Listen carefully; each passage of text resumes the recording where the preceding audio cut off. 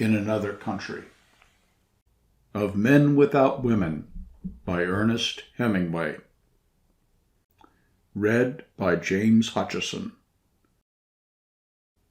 In Another Country by Ernest Hemingway. In the fall, the war was always there, but we did not go to it anymore. It was cold in the fall in Milan, and the dark came very early. Then the electric lights came on, and it was pleasant along the streets, looking in the windows.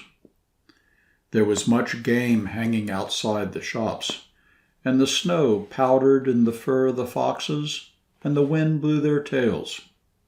The deer hung stiff and heavy and empty, and small birds blew in the wind, and the wind turned their feathers. It was a cold fall, and the wind came down from the mountains. We were all at the hospital every afternoon, and there were different ways of walking across the town through the dusk to the hospital.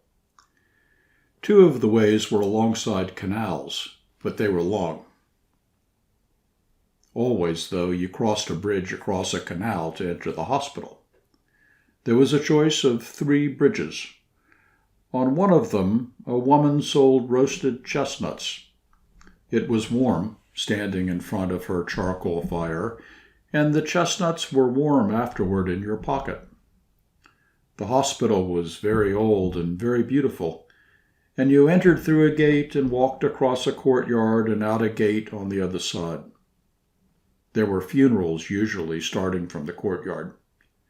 Beyond the old hospital were the new brick pavilions, and there we met every afternoon, and were all very polite and interested in what was the matter, and sat in the machines that were to make so much difference. The doctor came up to the machine where I was sitting and said, "What do you like best to do before the war? Did you practice a sport?" I said, "Yes, football." "Good," he said. "You will be able to play football again better than ever." My knee did not bend, and the leg dropped straight from the knee to the ankle without a calf, and the machine was to bend the knee and make it move, as in riding a tricycle. But it did not bend yet, and instead the machine lurched when it came to the bending part. The doctor said, "That all will pass. You are a fortunate young man. You will play football again like a champion." In the next machine was a major who had a little hand like a baby's. He winked at me when the doctor examined his hand, which was between 2 leather straps that bounced up and down and flapped the stiff fingers, and said, "And will I too play football, Captain Doctor?" He had been a very great fencer, and before the war, the greatest fencer in Italy. The doctor went to his office in a back room and brought a photograph, which showed a hand that had been withered almost as small as the major's, before it had taken a machine course, and after was a little larger. The major held the photograph with his good hand and looked at it very carefully. "A wound?" he asked. "An industrial accident," the doctor said. Very interesting," the major said, and handed it back to the doctor. "You have confidence?" "No," said the major. There were 3 boys who came each day who were about the same age as I. They were all 3 from Milan, and one of them was to be a lawyer, and one was to be a painter, and one had intended to be a soldier, and after we were finished with the machines, sometimes we walked back together to the Cafe Cova, which was next door to the Scala. We walked the short way through the communist quarter because we were 4 together. The people hated us because we were officers, and from a wine shop someone would call out, "Abbasso gli ufficiali," as we passed. Another boy who walked with us sometimes and made us 5 wore a silk handkerchief across his face because he had no nose then, and his face was to be rebuilt. He had gone out to the front from the military academy and had been wounded within an hour after he had gone into the front line for the first time. They rebuilt his face, but he came from a very old family and they could never get the nose exactly right. He went to South America and worked in a bank. But this was a long time ago, and then we did not any of us know how it was going to be afterward. We only knew then that there was always the war, but that we were not going to it anymore. We all had the same medals, except the boy with the black silk bandage across his face, and he had not been at the front long enough to get any medals.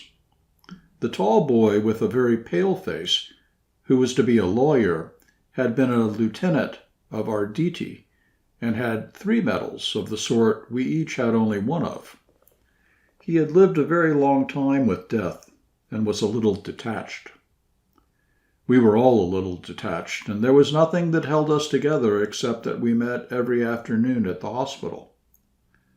Although, as we walked to the cova through the tough part of town, walking in the dark, with light and singing coming out of the wine shops, and sometimes having to walk into the street when the men and women would crowd together on the sidewalk so that we would have had to jostle them to get by, we felt held together by there being something that had happened that they, the people who disliked us, did not understand. We ourselves all understood the cova, where it was rich and warm and not too brightly lighted, and noisy and smoky at certain hours, and there were always girls at the tables and the illustrated papers on a rack on the wall. The girls at the cova were very patriotic, and I found that the most patriotic people in Italy were the cafe girls, and I believe they are still patriotic. The boys at first were very polite about my medals and asked me what I had done to get them. I showed them the papers, which were written in very beautiful language and full of fratellanza and abnegazione, but which really said, with the adjectives removed, that I had been given the medals because I was an American. After that, their manner changed a little toward me, although I was their friend against outsiders. I was a friend, but I was never really one of them after they had read the citations, because it had been different with them and they had done very different things to get their medals. I had been wounded, it was true, but we all knew that being wounded, after all, was really an accident.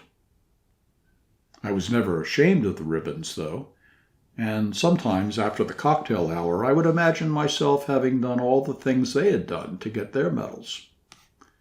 But walking home at night through the empty streets with the cold wind and all the shops closed, trying to keep near the streetlights, I knew that I would never have done such things.